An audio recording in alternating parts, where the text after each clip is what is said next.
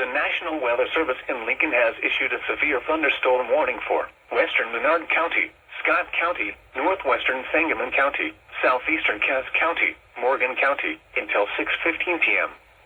At 5:30 p.m., a severe thunderstorm was located near Chapin, or 7 miles northeast of Winchester, moving northeast at 70 miles per hour. Expected hazards include golf ball-size hail and 60 miles per hour wind gusts. Severe weather has been confirmed by emergency management. The following impacts are expected. People and animals outdoors will be injured. Expect hail damage to roofs, siding, windows, and vehicles. Expect wind damage to roofs, siding, and trees. This severe thunderstorm will be near Jacksonville around 5:35 p.m.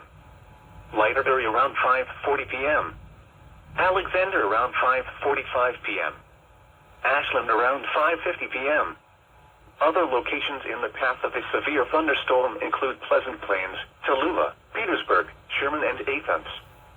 This includes the following highways: Interstate 55 between mile markers 97 and 105. Interstate 72 between mile markers 45 and 93, and between mile markers 103 and 110.